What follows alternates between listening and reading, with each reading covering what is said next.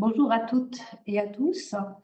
Je suis heureuse de lancer cette 6e édition du 52 minutes organisée depuis 6 mois par Ecom France et intitulée Les musées en leur temps, dont l'objectif est d'inviter un professionnel des musées ou qui travaille avec le monde des musées à présenter des thèmes qui concernent notamment nos pratiques professionnelles.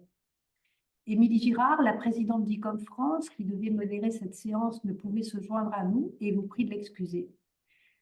J'ai donc le plaisir d'accueillir aujourd'hui le colonel Hubert Percy-Dussert, ancien élève de l'école spéciale militaire de Saint-Cyr, qui est depuis 2022 le chef de l'OCBC, l'Office central de lutte contre le trafic des biens culturels, qui dépend de la Direction nationale de la police judiciaire.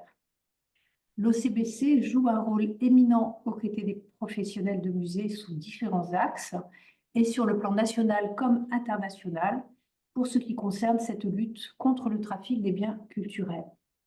Je vais donc laisser la parole au colonel Percy-Dussert qui va nous présenter l'OCBC, son organisation et ses missions. Et après sa présentation d'environ 20 minutes, nous passerons comme d'habitude aux questions que vous pourrez inscrire dans le chat ou poser vous-même après l'intervention du colonel Percy-Dussert. Colonel, la parole est à vous. Merci beaucoup, Madame Lecor. Je vous remercie de m'avoir convié à cette visioconférence. Je suis d'abord très honoré de pouvoir intervenir devant vous et de vous présenter l'action de l'OCBC et de vous redire l'importance du partenariat de l'OCBC avec le monde des musées. Alors, vous l'avez dit, je suis un militaire, mais je suis gendarme. J'ai un parcours professionnel un peu particulier puisque je suis un spécialiste de la police judiciaire et je commande un office de la police nationale. Donc, je suis un cas particulier, un gendarme qui commande un office de la police, mais pour une activité et une mission tout à fait passionnante qui s'inscrit dans une volonté de sécurisation du marché de l'art. Et parce que je crois que dans le cadre du partenariat et à plusieurs, on est plus fort. Mon propos visera à vous présenter les enjeux, quelques enjeux de la lutte contre le trafic de biens culturels, pour vous dire un petit peu quels sont les risques, les menaces, l'organisation et la stratégie arrêtée par l'OCBC. Je vous donnerai quelques exemples caractéristiques et enfin quelques recommandations avant de me livrer à vos questions. Diapositive suivante. Vous voyez, le marché de l'art français est un marché éminemment important, tant par son chiffre d'affaires que le nombre de professionnels et que sa place sur le marché mondial. Troisième place du marché mondial, première place européenne.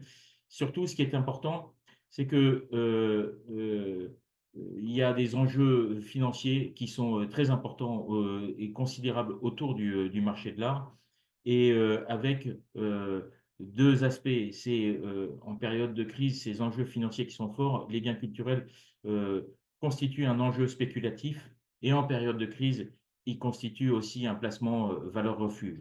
Ce marché, donc, par son importance au niveau mondial, ce marché français, par son importance au niveau mondial et par son importance au niveau européen, eh bien, se doit de préserver sa réputation et se doit d'organiser sa sécurité et sa sécurité en matière de transactions et en matière de provenance.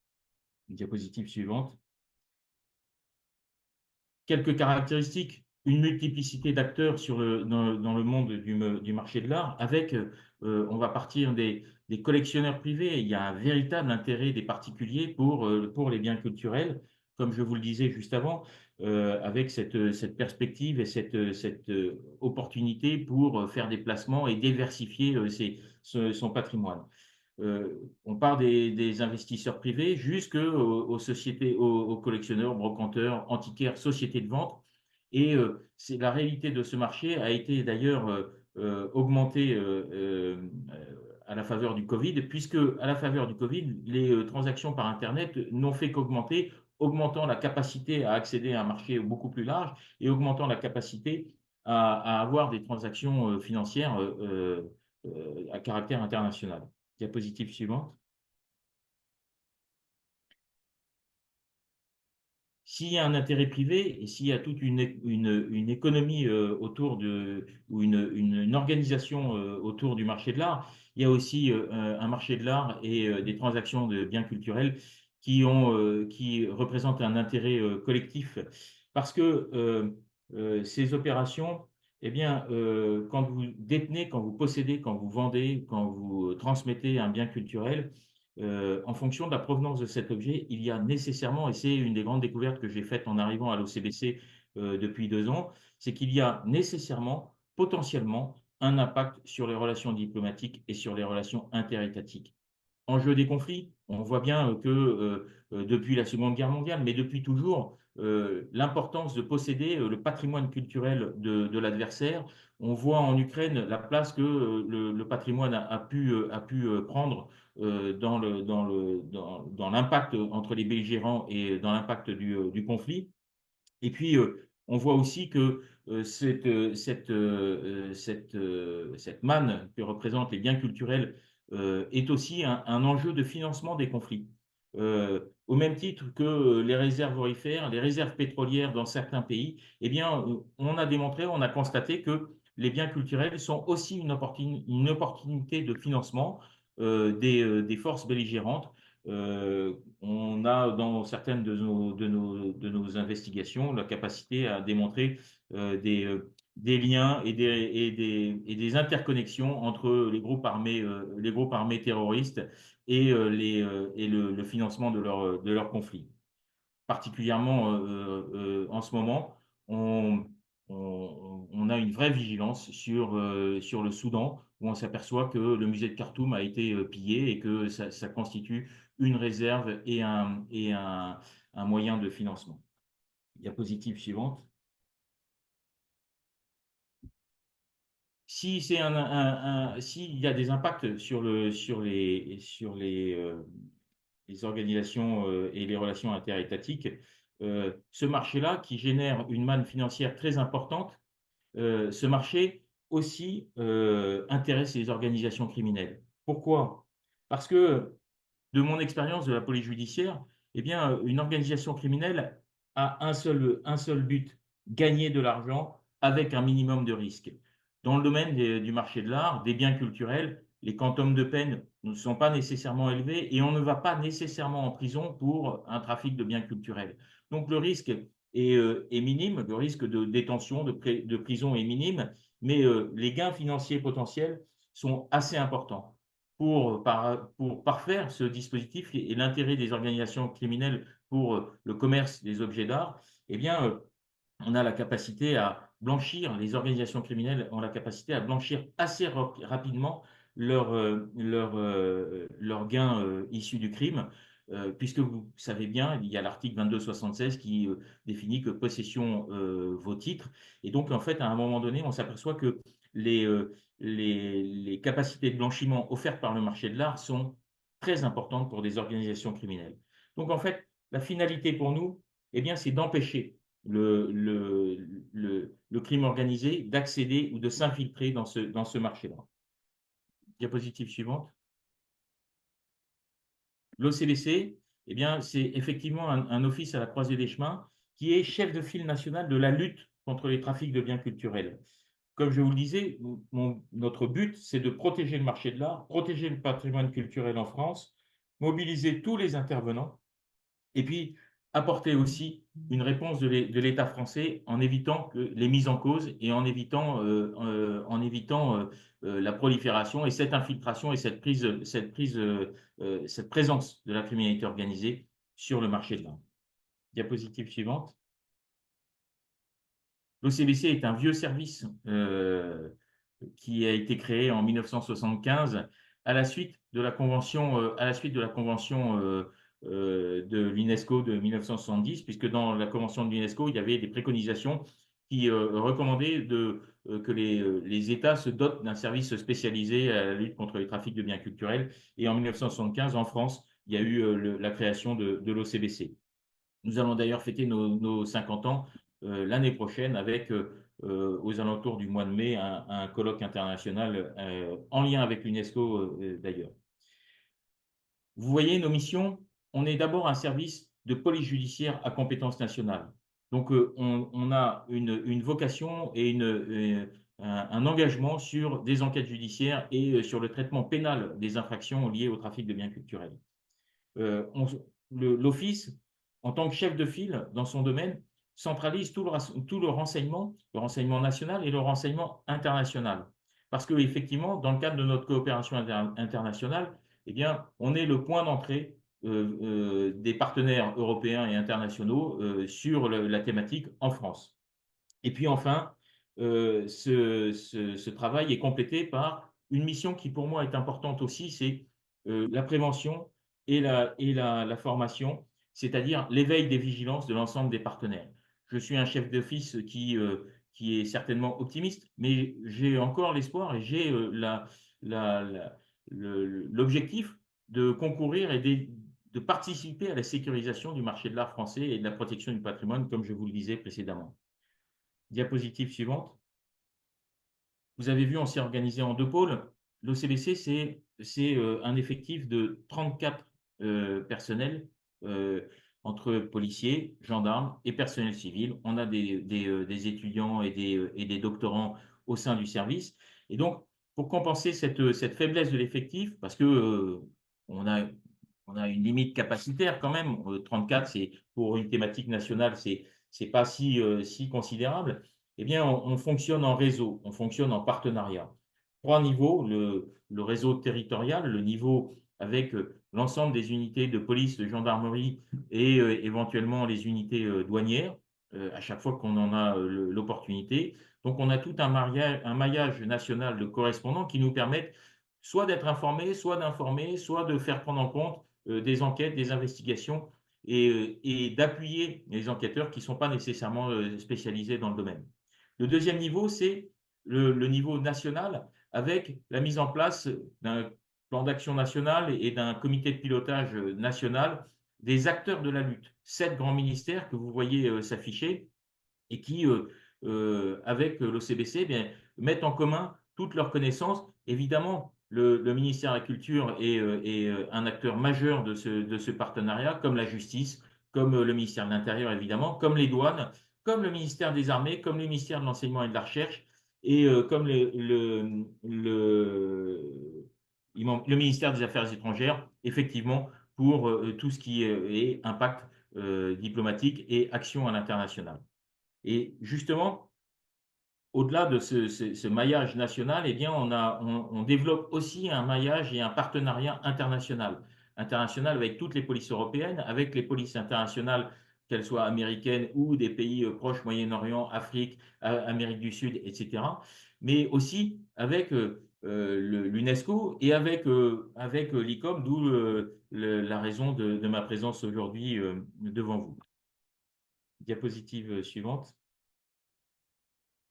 Notre stratégie, voilà, elle est résumée dans cette diapositive. En fait, pour nous, le but, c'est d'avoir une stratégie cohérente au niveau national, d'apporter une réponse de l'État français et une réponse optimisée de l'État français et de pouvoir la porter au niveau international.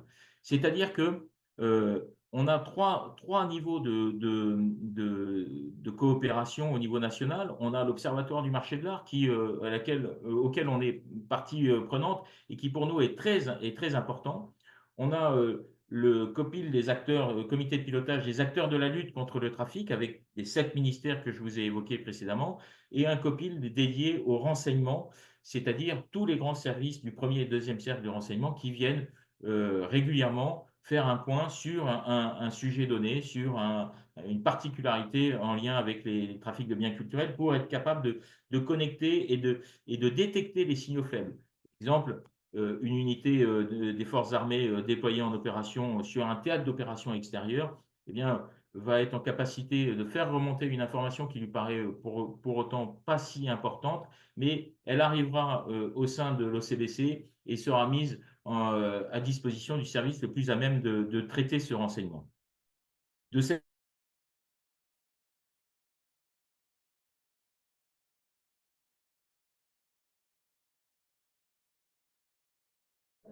On ne vous entend plus, colonel. Ah, on n'entend plus le colonel Percy Dussert. Je pense qu'il y a un problème technique, un problème de réseau probablement. Je vois la petite main qui se promène sur son PowerPoint, donc il essaie forcément d'intervenir. Euh, on va attendre quelques secondes. Euh, ah oui, donc il est déconnecté.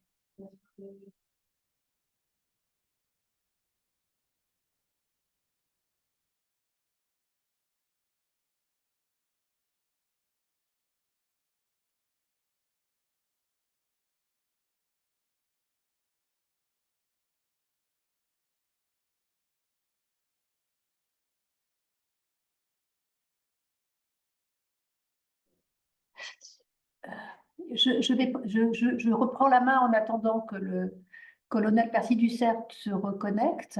Est-ce que quelqu'un a déjà des questions que l'on pourrait noter en attendant? N'hésitez pas à vous exprimer, comme je le proposais tout à l'heure, soit dans le chat, soit directement. Dites-moi. Alors voilà, quelqu'un a mis un message. Merci pour votre présentation. Vous semblez considérer qu'il y a équivalence entre biens culturels et patrimoine artistique. Qu'en est-il du patrimoine d'histoire naturelle qui peut lui aussi avoir une valeur marchande importante et faire l'objet de trafic? D'accord. Donc, je note cette question que je relayerai auprès du colonel quand il aura pu se connecter à nouveau.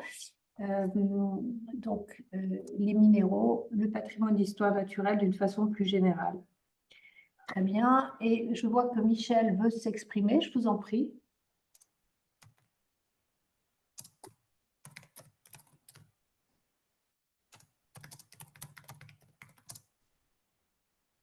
Michel, vous avez levé la main.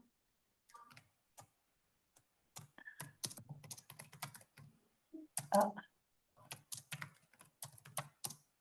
ah d'accord. C'était une petite erreur. Ça arrive.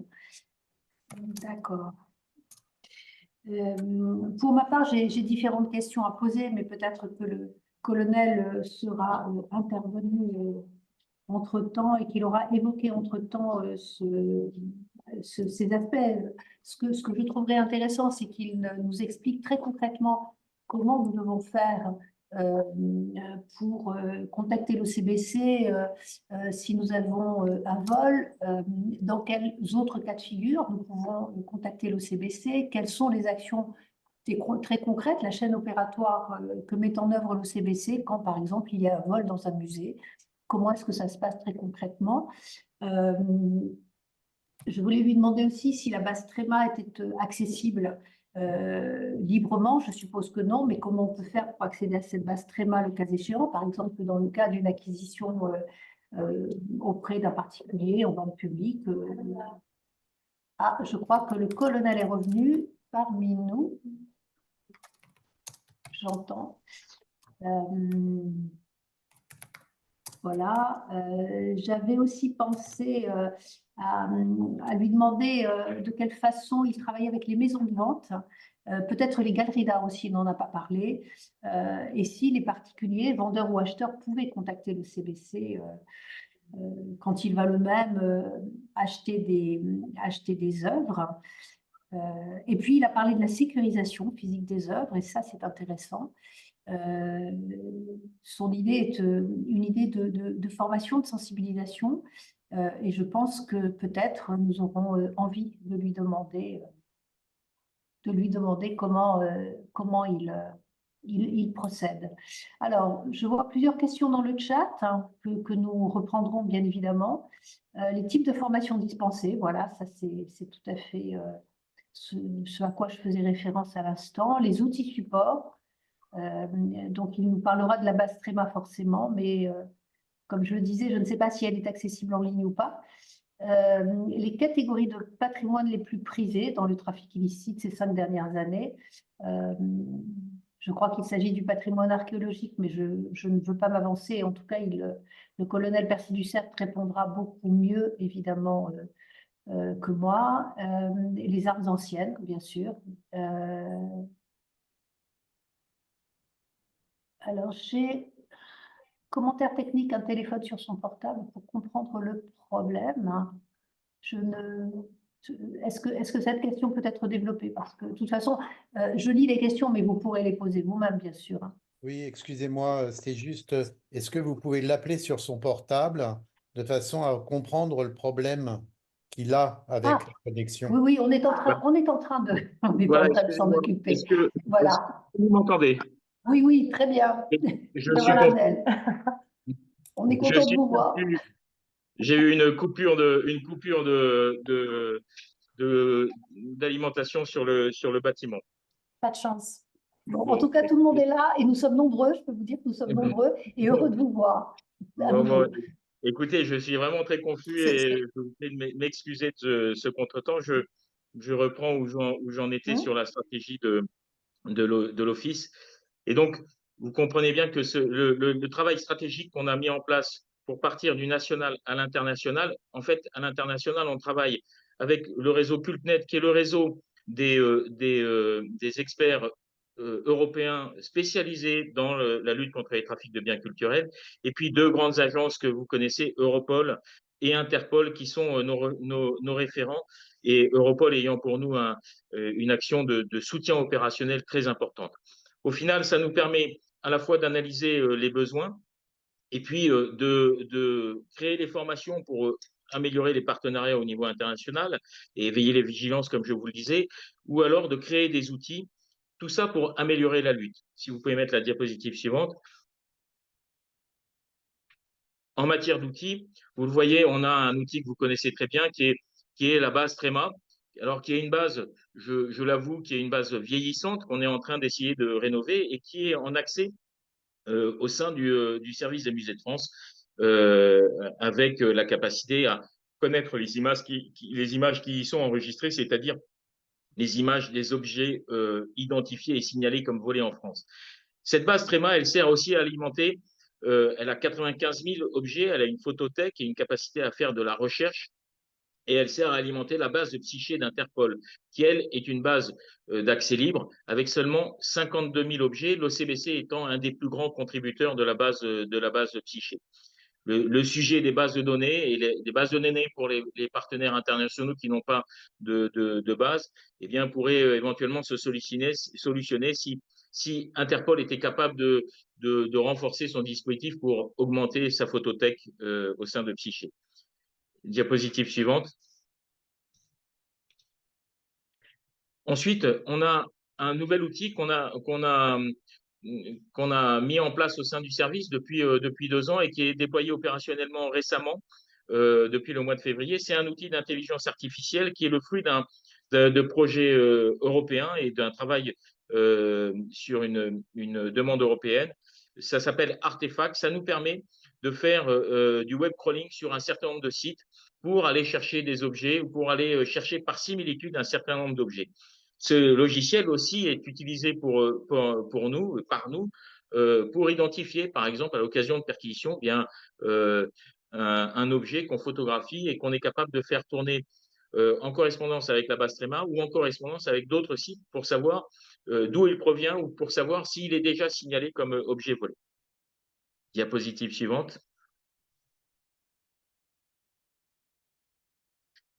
Alors, l'OCBC, si vous avez vu l'ergonomie générale du travail en réseau, eh bien, l'OCBC travaille aussi avec a fait le choix d'une approche globale. C'est-à-dire, l'objectif pour nous est de démanteler des réseaux dans leur ensemble, du voleur au reseller, au revendeur, de comprendre en fait la dynamique du réseau et de comprendre comment ce réseau fonctionne pour être en capacité eh bien, d'identifier les failles, d'identifier les faiblesses, de définir la réalité des trafics, les menaces émergentes, les nouvelles menaces, les nouveaux modes d'action des organisations criminelles.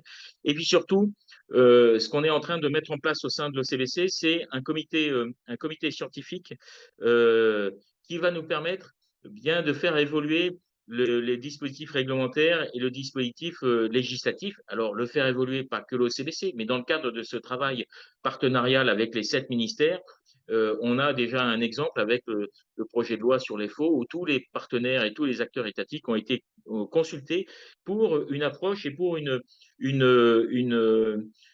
projet de loi qui a la cohérence en lien avec toutes les sensibilités opérationnelles. Diapositive suivante. Pour aller rapidement sur les typologies d'infractions que nous rencontrons, eh bien, en fait, vous avez le vol, vol d'objets chez des particuliers, vol dans les musées, ça c'est une réalité permanente. On pourra y revenir. La contrefaçon, qui est un sujet aussi qui met en place certaines organisations très spécialisées et issues de la criminalité organisée. Le pillage à caractère national et international, et puis aussi le blanchiment. Blanchiment des objets, créer une histoire à l'objet, mais aussi blanchiment des avoirs criminels. Ce que je vous disais en introduction, c'est que les organisations criminelles cherchent à légaliser l'argent et à rendre cet argent légal en investissant dans le marché de l'art. En fait, il faut comprendre que dans ce dispositif, les organisations criminelles ou les auteurs d'infractions vont chercher le point faible et le maillon faible du dispositif, que ce soit de l'acheteur au revendeur, de l'acheteur au conservateur. Et le sujet, c'est ça, trouver quel est le maillon faible. Diapositive suivante. Alors, pour illustrer cette réalité des 4 typologies, eh bien, je vous donne quelques exemples qui concernent aussi le monde des musées et qui sont assez parlants et qui méritent d'être connus parce qu'au final, on s'aperçoit que on est parfois victime d'une manipulation ou victime de l'infiltration de l'instrumentalisation par des criminels parce qu'on n'a pas connaissance qu'il peut y avoir un risque. Diapositive suivante. L'exemple type, eh bien, c'est effectivement les vols de cartes anciennes. C'est-à-dire qu'on a une organisation issue des pays de l'Est qui accédait aux archives départementales avec des gens qui se présentaient tout à fait bien, qui étaient tout à fait polis et courtois, mais qui ont pillé plusieurs centaines de cartes anciennes en les découpant dans les livres anciens pour les revendre dans les pays de l'Est pour un préjudice à hauteur de 2,8 millions d'euros. Donc on s'aperçoit, la première fois que j'en avais parlé à des archivistes, on dit mais non, c'est pas possible, ça n'existe pas, on n'est pas potentiellement, on n'est pas la cible de ces organisations. Eh bien si, partout où il y a des biens culturels et des biens d'exception, il y a un gain financier potentiel et c'est pour ça qu'il y a un risque. Diapositive suivante. Autre exemple de partenariat, et de partenariat avec les musées, mais de menaces aussi sur les musées, eh bien, ce sont les vols commandités dans les musées. L'exemple type de la tentative de vol au musée de Fontainebleau, vous voyez sur la diapositive dans l'angle des porcelaines chinoises. En fait, on avait un commanditaire chinois qui a sollicité des Espagnols et des Italiens pour monter une équipe qui devait faire le vol effraction, un vol effraction au sein du musée de Fontainebleau pour aller chercher spécifiquement ces porcelaines. Ces opérations-là, j'en ai vu quelques-unes depuis que je suis arrivé à l'office pour vous dire la persistance de l'intérêt des organisations assez structurées pour pouvoir aller jusqu'à faire une effraction et récupérer des objets de collection, les revendre sur un marché complètement extérieur. C'est-à-dire qu'on a aussi dans ces objets-là parfois un intérêt financier et puis aussi parfois un intérêt identitaire. Restituer des vases chinois en Chine, ça a une importance politique assez considérable. C'est aussi des affaires comme ça, l'illustration de la coopération entre l'OCBC et les responsables de musées, que ce soit les responsables sûreté, mais aussi les directeurs de musées, puisque on avait mis en place un dispositif d'interpellation avant qu'ils mettent la main sur les porcelaines pour éviter qu'elles soient cassées. Mais au moment où on a considéré que l'infraction était déjà consommée, c'est-à-dire qu'ils avaient mis en place tous les actes préparatoires et qu'ils allaient rentrer dans le musée. Diapositive suivante. Je passe rapidement, mais effectivement, on a aussi des affaires, celles que vous connaissez, mais de conservateurs qui sont trompés, qui sont abusés avec des objets de contrefaçon. Et l'affaire des chaises du château de Versailles, eh bien, souligne l'importance de la traçabilité, de la recherche de provenance des objets, et puis aussi, à mon sens, les exigences qu'on doit avoir vis-à-vis des vendeurs, vis-à-vis de certains apporteurs d'affaires, vis-à-vis de certaines personnes qui viennent apporter des objets d'exception. Eh bien, à objet d'exception, justification et traçabilité d'exception. Diapositive suivante. Je vous ai mis cette affaire qui est une affaire qui remonte à 2001, dont le pillage a commencé en 2001 et qui illustre la réalité des pillages internationaux, pillages archéologiques internationaux, et qui vous permet de voir que entre un pillage qui a été effectué en 2002, il y a un temps très long pour voir réapparaître ces pièces, et puis un temps parfois aussi long pour pouvoir réaliser les investigations et conduire les actions de justice. 2001, découverte du site et de la chapelle funéraire que vous voyez à Saqqara. 2002, pillage en rouge. Vous voyez les parties qui ont été prélevées par des pilleurs, mais alors prélevées de façon assez brutale. Et 2013, ces objets-là réapparaissent sur le marché français avec, bien évidemment, vous vous en doutez, tout l'aspect diplomatique en lien avec la réapparition de ces pièces-là.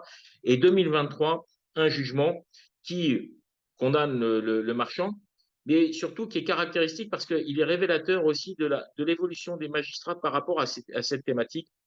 C'est-à-dire que l'acheteur de bonne foi, qui était un détenteur de bonne foi, a été contraint de restituer les linteaux qu'il avait achetés en toute légitimité, sans être complice de l'infraction, de les restituer à l'État égyptien sous réserve en étant bien évidemment indemnisé par le vendeur.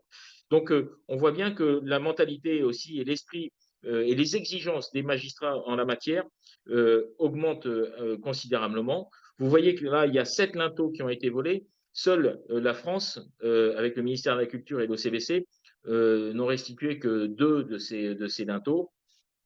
Certains sont actuellement encore dans des musées étrangers. Diapositive suivante. Si on a du pillage international qui utilise plusieurs routes, c'est pas que Proche et Moyen-Orient, on a d'autres routes, Asie du Sud-Est, on a aussi Amérique du Sud, on a partout où il y a du patrimoine, ce patrimoine est capable ces biens culturels sont capables de voyager et d'aller généralement en port-franc pour créer une nouvelle histoire. Mais aussi, on a une question sur le pillage archéologique national. Et ça, c'est l'exemple du chevalier breton est significatif. Des objets qu'on peut découvrir chez des pilleurs nationaux, les restituer à des musées et les faire intégrer dans une collection de certains musées.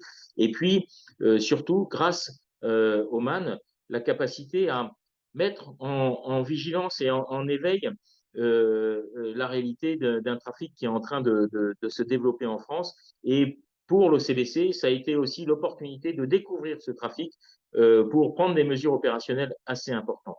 Diapositive suivante. Que faire? Alors, quelques recommandations, si vous voulez mettre la diapositive suivante, s'il vous plaît. Eh bien, elles sont assez simples, mais la première, c'est le récollement, les photos, parce que la carte d'identité d'un objet, c'est la photo, et ça nous permet de retrouver les objets plusieurs dizaines d'années après. On a récemment fait la restitution d'une aiguille offerte par Marie-Antoinette au musée, enfin, à Thoiry. Cette restitution a été faite 37 ans après le vol. Si il n'y avait pas eu de prescription, je pense que on aurait été en capacité de conduire des investigations sur l'ensemble du réseau de voleurs. Parce que la particularité, si on a une photo, ça nous permet de remonter du dernier détenteur jusqu'au premier détenteur, parce que pour les biens culturels, ils sont tellement exceptionnels que tout le monde se rappelle que cet objet, de la personne qui a donné cet objet et de la personne à qui il l'a confié. Donc, c'est aussi une sorte de révélateur des réseaux de cambrioleurs et des réseaux de voleurs. Deuxième aspect qui est important pour nous, eh bien, c'est le processus de provenance qui est récemment et encore souligné l'importance de ces cellules de recherche de provenance qu'on doit tous mettre en place et qui est très important et qui a été récemment souligné par la Cour des comptes dans son rapport sur les spoliations. Mais la capacité à utiliser tous les moyens, notamment les listes rouges aussi, qui sont un bon outil et souvent très complet au plan de la législation, mais aussi de la recherche par similitude d'images. Enfin, quelques éléments, mais qui me paraissent essentiels à dire, que j'avais déjà mentionné. C'est la capacité à établir une procédure écrite quand on fait l'acquisition d'un objet. C'est-à-dire que il me semble que on doit être capable de dire dans un rapport pourquoi on a pris tel objet, quelles sont les garanties qui ont été apportées pour la provenance de cet objet, quels sont les doutes qu'on peut avoir par rapport à cet objet. On n'est pas, et c'est un élément très important pour moi, les conservateurs et les responsables de musée ne sont pas des policiers ni des enquêteurs. Vous n'avez pas, vous n'avez pas les mêmes capacités d'investigation avec des moyens coercitifs. On peut faire des réquisitions, on peut aller faire un certain nombre de visites, etc. Donc, vous n'avez pas nécessairement cette capacité à faire les investigations comme nous.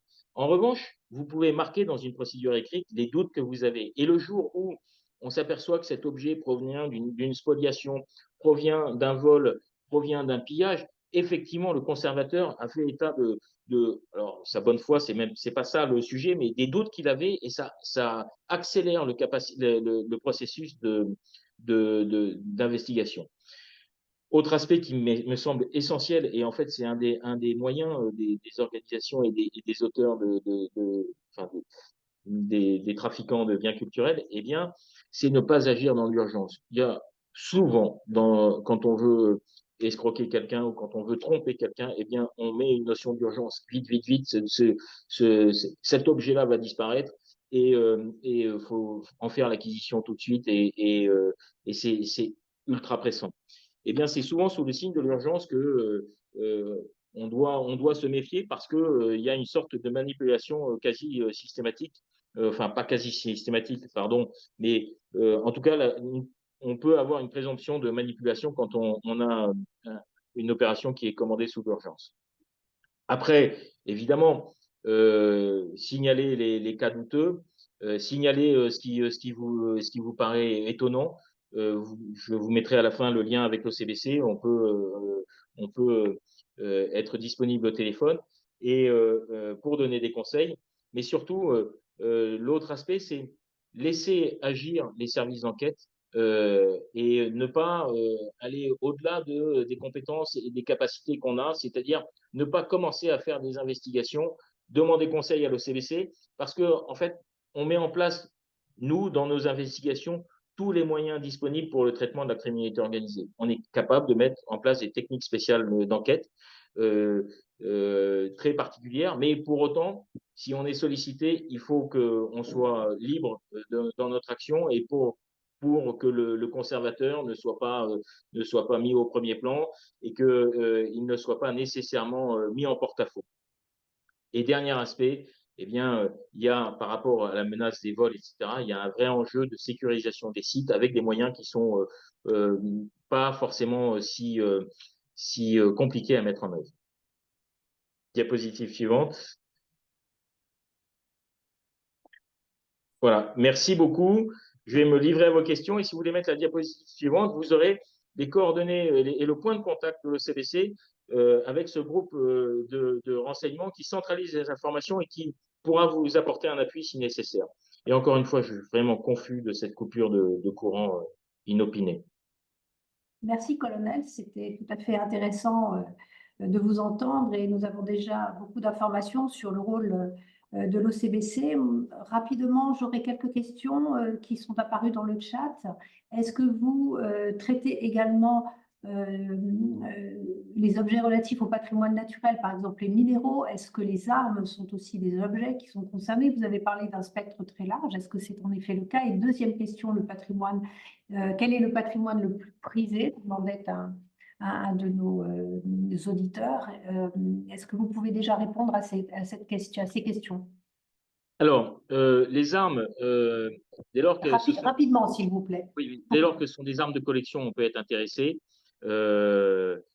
Maintenant, pour ce qui est armes modernes, on ne s'y intéressera pas. Ensuite, vous me demandiez les biens, Les minéraux, le patrimoine naturel, alors ça peut être très, très variable, mais les minéraux, des coquillages rares,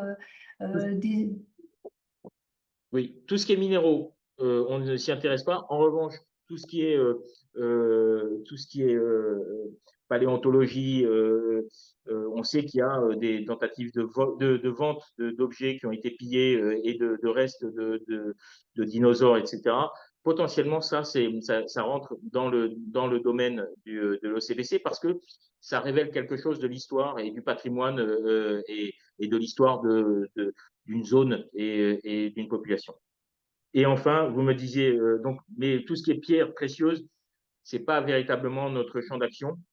Ce sera plus traité sous l'angle du vol. Et après, eh bien, sincèrement, sur les 4 typologies d'infractions, vraiment, il n'y a pas de prééminence d'une infraction sur l'autre, parce qu'en fait, ça va vraiment dépendre de l'opportunité, que ce soit du vol, que ce soit de la contrefaçon d'art contemporain, il y a un vrai sujet par rapport à ça, ou que ce soit du pillage archéologique, où on fait des objets, de nouveaux objets archéologiques avec des morceaux d'objets anciens, etc. Donc, on a même de la contrefaçon dans le pillage archéologique en provenance de sites antiques.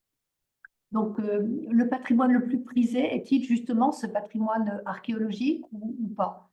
Non. Enfin, de mon point de vue, on a on a un équilibre infractionnel sur toutes les composantes, que ce soit contemporain, patrimoine archéologique, tout ce qui est pictural, tout ce qui est tableau, tout ce qui est contrefaçon de tableau, etc. Donc, je ne pense pas qu'il y ait une prééminence. Alors, effectivement, la période des conflits a créé des stocks qui ont été sortis, les zones de conflit ont permis de sortir des stocks assez considérables d'objets pillés qui vont infuser régulièrement dans le marché de l'art et qui vont être réintroduits progressivement. Je vous ai montré que le temps de blanchiment d'un objet pillé peut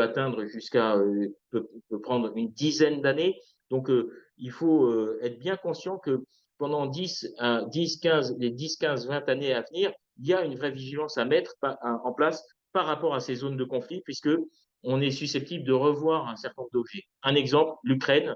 Je pense que dans 4-5 ans, on verra des objets qui auront été pillés ou volés en Ukraine. Pas pour le moment, parce que le temps du blanchiment n'est pas opportun, mais il y a nécessairement, potentiellement, des stocks qui ont été faits à certains endroits. Très concrètement, colonel, je suis un directeur de musée. Il y a un vol dans mon établissement. Que dois-je faire? Je vous appelle. Est-ce que vous intervenez pour tous les types de vols? Première chose. Deuxième chose, est-ce que la base Tréma est accessible librement, notamment si on fait des recherches de provenance sur une œuvre qu'on envisage d'acheter? Donc, 2 volets. Alors, la base, s'il y a un vol dans un musée, vous avez d'abord la brigade de gendarmerie de proximité ou le commissariat de police de proximité qui est susceptible de recueillir la plainte. L'adresse qui s'affiche, qui est affichée sur le PowerPoint vous permet aussi de faire le signalement. Sachez qu'on développe aussi une application pour être en connexion avec tous les enquêteurs, police et gendarmerie. Mais l'adresse vous permet de signaler et nous, on suivra et nous, on prendra contact avec la brigade pour savoir ce qu'ils ont fait comme constatation, comment le sujet a été pris en compte et comment il a été traité. Donc, via cette adresse mail, on peut recevoir tous les signalements. Si la réponse qui est apportée par l'unité locale, parce que c'est l'unité locale qui fera les premières constatations, n'est pas suffisante, nous, on interviendra pour les solliciter et leur demander des informations et leur demander ce qu'ils ont mis en œuvre et comment ils ont besoin d'être appuyés. Donc, ça, c'est le premier aspect de votre question. Le deuxième aspect sur la base Tréma. La base Tréma, on a donné un accès au service des musées de France, à la base Tréma, qui permet pour les responsables de musées de solliciter le service des musées de France pour cette consultation. Donc, on a ouvert une consultation uniquement sur les photos, parce que vous savez que dans la base Tréma, c'est une base judiciaire. Donc, dans la base Tréma, on a aussi tous les objets, toutes les conditions du vol et tous les éléments de renseignement qui ont trait au vol. Donc, si vous avez une sollicitation, vous pouvez la faire vers le ministère de la Culture, le service des musées de France. Et dans le cadre de la rénovation, je réfléchis à en ouvrir un peu plus largement la consultation, sous réserve qu'elle ne soit réservée qu'à des acteurs de l'État. Quelqu'un pose une question, Marc pose la question de savoir si les services de police et de gendarmerie en région sont formés à ces risques de vol de biens culturels. Oui, je suppose que oui. Alors oui, c'est l'objet du réseau des correspondants et bientôt on va avoir une formation des correspondants. Je vous disais, on est en train de développer une application avec sur smartphone qui permettra à l'enquêteur d'aller consulter et d'avoir un guide de l'enquêteur et de savoir quoi faire quand il voit, par exemple, une personne avec un détecteur de métaux ou quand il intervient sur un vol ou quand il trouve un objet volé. Donc voilà, on a cette formation en direct par une consultation d'application. On a une formation des correspondants et vous voyez, sur le pillage archéologique national, on a mis en place avec la gendarmerie un réseau de correspondants et ce sont les responsables de police judiciaire de chaque zone de gendarmerie qui sont en charge de l'animation de ce réseau. Donc, ça nous permet aussi d'avoir une impulsion hiérarchique assez forte pour mobiliser sur des questions de ce niveau-là. Je ne vois pas de main levée, j'espère que je ne me trompe pas, donc je continue à relayer les questions dans le chat. Il y a plusieurs questions sur la formation. La formation des personnels de l'ECBC. Donc je vous laisse répondre et ensuite je vous pose une deuxième question relative à la formation. Alors, vous me dites formation sur les personnels de l'OCBC? Oui, oui.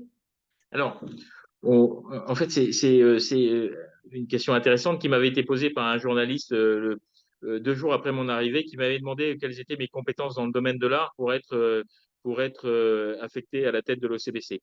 Aucune. Voilà. Je ne suis pas compétent dans le domaine de l'art.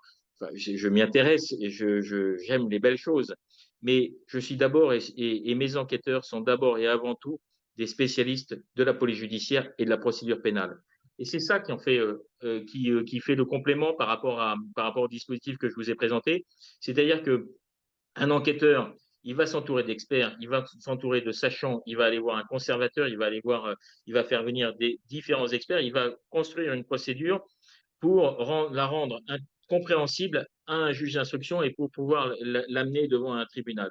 Donc, l'enquêteur, il instruit à charge à décharge, il apporte les éléments, tous les éléments, il les met en forme dans le cadre du dossier pour que les choses soient compréhensibles pour un magistrat. Donc, c'est vraiment du travail, l'enquête judiciaire est aussi un travail partenarial.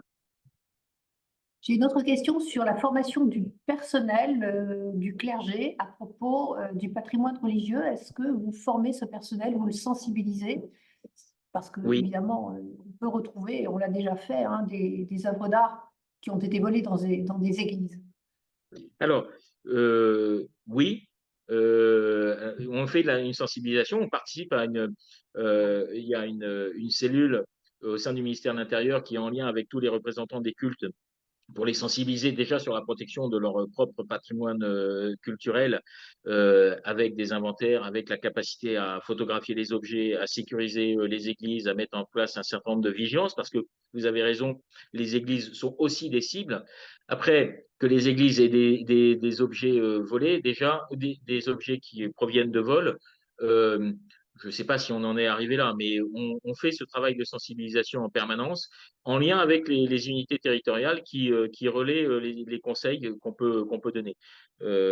À cet égard, on a valorisé la restitution du calice du précieux sang à l'abbatiale de Fécamp il y a de cela plusieurs mois, en rappelant toutes les consignes de vigilance. Parce que les églises sont effectivement une zone où on peut accéder assez facilement à des objets assez exceptionnels qui ne sont pas forcément inventoriés et qui peuvent disparaître sans qu'on les retrouve jamais. J'ai d'autres questions sur la formation. La question de la formation à la sécurisation physique des œuvres. Est-ce que vous formez les personnels des musées? Est-ce que vous donnez des conseils? Vous l'avez dit, mais est-ce que vous formez, est-ce que vous organisez des formations ou dans Alors, d'autres domaines on, qui on- relèvent de on vos par- compétences? Pardon. oui, oui, tout à fait. On participe aux formations. On est sollicité par l'INP, on participe à certaines formations à l'école du Louvre, à certaines sous l'angle de la sécurité, sous l'angle de l'appréhension ou la perception de ce qu'on doit faire en matière de recherche de provenance. Donc, on travaille avec l'INP, avec l'école du Louvre. On a des partenaires qui interviennent, qui sont des anciens de l'OCBC, qui interviennent dans différents masters. L'objet, pour nous, c'est effectivement d'éveiller cette vigilance. D'accord. Quelqu'un me demande si les réservistes, alors je retrouve la question, est-ce que non, ça j'ai déjà demandé, est-ce que le CBC s'appuie sur le réseau des réservistes actifs dans les institutions culturelles? Alors, on s'appuie et j'ai commencé à recruter un certain nombre de réservistes, des réservistes citoyens. Et puis, j'ai une réserviste opérationnelle. Mais effectivement, on est preneur de toutes les bonnes volontés qui sont prêts à venir nous aider, euh, avec une limite, c'est qu'il faut qu'on puisse aussi focaliser ou donner suffisamment de travail aux réservistes concernés. Et les vols de biens culturels sont heureusement moins nombreux que d'autres infractions de droit commun qui hantent la vie de nos concitoyens. J'avais encore une question. Est-ce que les maisons de vente vous contactent? Est-ce que les galeries vous contactent? Les maisons de vente ou les galeries, quand elles doivent vendre des objets, c'est une question importante aussi pour nous lorsque nous Alors, achetons des œuvres dans ces institutions, dans ces établissements. La question est très intéressante. Les maisons de vente nous contactent. On a des maisons de vente qui nous contactent. On a des maisons de vente qui nous sollicitent pour faire part de leurs doutes, pour faire part de leurs suspicions en disant bah, cette affaire ne nous paraît pas très claire. Pourquoi? Parce que je pense que à la faveur du rapport Log-Labourdette, je pense qu'il y a une nouvelle dynamique et c'est là où on s'aperçoit que la réponse des acteurs de l'État et de l'État français en la matière est très importante. Je pense qu'il y a une prise de conscience de l'ensemble des grands marchands sur la nécessité de changer leur mode de fonctionnement et d'investir un peu plus dans la recherche de provenance. Je fais des interventions chez Christie, j'ai fait récemment une intervention chez Sotheby's France pour leur présenter nos actions et puis ce qu'ils doivent faire aussi. Donc on sent qu'il y a une dynamique qui va dans ce sens-là. Et effectivement, une maison de vente qui va partager son doute, eh bien, en tout cas, on ne pourra pas la taxer d'avoir une intention coupable et d'avoir fait preuve de mauvaise foi et donc de s'être rendu complice du trafic. Très bien. Louis-Gilles Perrault pose la question de savoir, compte tenu des destructions et conflits actuels au Moyen-Orient, y a-t-il actuellement une recrudescence de tentatives de revente d'objets volés en Palestine ou au Liban? Alors, c'est difficile. c'est difficile de voir parce que on n'a pas, on a peu de retours parce qu'il n'y a pas il y a pas d'œil présent sur place pour nous. J'espère pouvoir faire un déplacement d'ici quelques temps, mais la situation est tellement instable que je suis même pas sûr de pouvoir y aller. Mais si vous voulez, je pense pas que la période du conflit soit le moment où les objets sortent. Je pense que il y a la période du conflit, les objets sont pillés, donc cette période d'instabilisation, ils sont stockés sur zone et après, dans un deuxième temps, ils sont exportés sur une zone qui peut être un entrepôt caché ou un port franc. Et c'est là que l'objet, parce qu'il est détenu par un potentiel intermédiaire, c'est là que l'objet va commencer sa vie pour être blanchi et pour être réintégré dans le marché légal, c'est-à-dire on va le vendre de société en société, on va, lui permettre de monter en gamme de prix, etc., le présenter à l'occasion à une ou deux expositions, etc., etc. Et puis, pour donner l'impression que cet objet existe et est connu depuis plusieurs années sur l'ensemble des foires ou sur l'ensemble des sites et des salons, et que donc il a une apparence légale. Donc, le conflit au Liban n'est pas une préoccupation du moment. En revanche, c'est potentiellement moins une zone de transit que ça n'aurait pu l'être avant. Colonel Sébastien demande une précision. Avant toute intervention de l'OCBC, faut-il déposer une plainte? Je crois que oui. Alors, si vous avez une infraction, alors il y a l'article 40 où il y a la plainte pour les conservateurs, une infraction qui est constatée. Maintenant, nous, c'est sûr que ça va aider à engager les unités locales parce qu'il y a une plainte et donc ils sont engagés pour apporter une réponse et analyser la situation. En revanche, nous, on recueille tout le renseignement d'où qu'il vienne et en fonction de l'importance ou de la sensibilité, eh bien, on va solliciter l'unité locale pour apporter notre appui ou pour s'engager nous-mêmes.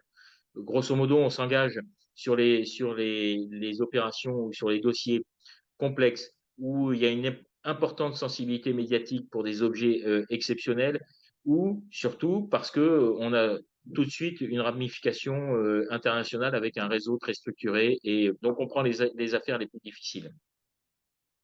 Une dernière question, si vous voulez bien, colonel. Brigitte Zanda, qui a posé la question sur les recherches relatives aux minéraux, demande à quel niveau faudrait-il, selon vous, colonel, agir pour faire entrer les minéraux et d'autres objets d'histoire naturelle dans le périmètre de l'OCBC?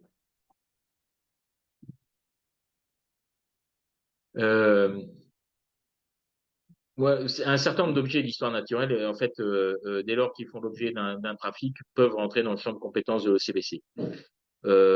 Les minéraux, je ne sais pas si un diamant fait partie, peut être considéré comme un bien culturel à part entière, sauf les diamants qui ont été travaillés et qui ont une histoire.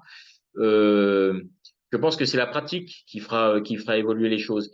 On a organisé récemment au sein du service une présentation justement sur les obligations qui s'imposent aux revendeurs de pierres précieuses et on s'aperçoit qu'ils ont euh, quasiment la même démarche de traçabilité des lots. Alors, c'est pas des pierres, malheureusement, mais la même démarche de traçabilité des lots. Et on voit bien que la traçabilité des pierres qui n'ont pas été travaillées, elle est beaucoup plus difficile à établir. Une pierre qui a été travaillée, elle a une identité, elle est particulière. On peut la photographier, on peut la reconnaître, on la reconnaît dans le temps. Une pierre qui n'est pas travaillée me semble difficile à être suivie. Et c'est pour ça que les diamantaires suivent les lots et pas les pierres en elles-mêmes. Une toute dernière question de Sylvain Lison. Y a-t-il des correspondants locaux de l'OCBC dans les commissariats à qui il convient de s'adresser? Et ensuite, nous clôturerons cette séance. Pardon, vous me dites les commissariats? Y a-t-il des correspondants locaux de l'OCBC dans les commissariats? Oui, alors normalement, enfin pas tous les commissariats, on a 80 correspondants sur le territoire national police-gendarmerie. Donc dans tous les départements, il y a un correspondant. Dans tous les départements, il y a un correspondant. Donc, au sein du commissariat, vous avez un correspondant. Au sein des gendarmeries, vous avez aussi l'officier adjoint police judiciaire de la zone gendarmerie est en charge de l'animation de la lutte contre le pillage archéologique national. Donc, il faut se référer à lui, ou alors vous allez vers l'officier adjoint police judiciaire du groupement. En tout état de cause, si vous faites le doublon, c'est-à-dire que vous êtes mal reçu dans un commissariat ou une brigade, vous faites le doublon avec l'adresse mail que je vous ai donnée, et nous, on interviendra pour vous aider à ce que votre plainte soit prise en considération au niveau où elle doit l'être. Enfin, pour les personnes qui veulent se documenter sur les missions de l'OCBC, vous avez donné une adresse. Est-ce qu'il y aurait des ouvrages à conseiller, dont la lecture est à conseiller? Pas particulièrement, j'y travaille. Je veux faire une vidéo institutionnelle et aussi, on prépare pour les 50 ans un livre sur voilà, la vie de l'OCBC, mais quelque chose d'un peu plus accessible au grand public. Donc, vous avez raison, c'est aussi un des sujets parce que je m'aperçois qu'il y a pas mal d'acteurs qui ne connaissent pas bien l'OCBC. Je vais vous donner un exemple et vers lequel on est en train de s'ouvrir, c'est les artisans d'art. Personne ne les a contactés, ils sont tout seuls face à des malfaisants qui viennent les manipuler pour dire modifiez-moi cet objet. Et donc, en fait, ils ont des doutes, mais ils ne savent pas à qui, et parce qu'ils ne connaissent pas le CBC. Donc, vous avez raison, je travaille ardemment à essayer de faire une vidéo institutionnelle et à essayer de mieux faire connaître mon service. Très bien. Écoutez, colonel, je vais vous remercier très chaleureusement pour cet exposé très riche. Vraiment, vous nous avez donné beaucoup d'informations sur l'OCBC et sur vos missions. Je remercie également Anne-Claude Maurice et Alexia Maquinet, hein, qui travaillent activement au sein du bureau d'ICOM France de façon permanente et sans lesquelles cette séance n'aurait pas pu avoir lieu, notamment sur le plan technique. Voilà, et je remercie toutes les personnes présentes, nombreuses, hein, nous avons atteint 130 personnes aujourd'hui, 130 participants, donc c'est un joli succès et je vous dis à très bientôt d'ici un mois pour une autre Pardon séance. encore pour l'interruption technique, j'en suis vraiment confus. Écoutez, tout s'est bien déroulé pour finir et je crois que nous avons répondu aux questions qui ont été posées. Donc voilà, je pense que Merci beaucoup, Madame tout le monde est Laporte. content et merci encore à vous, colonel. Merci À très bien. bientôt. Merci. Au revoir, Au Madame. revoir.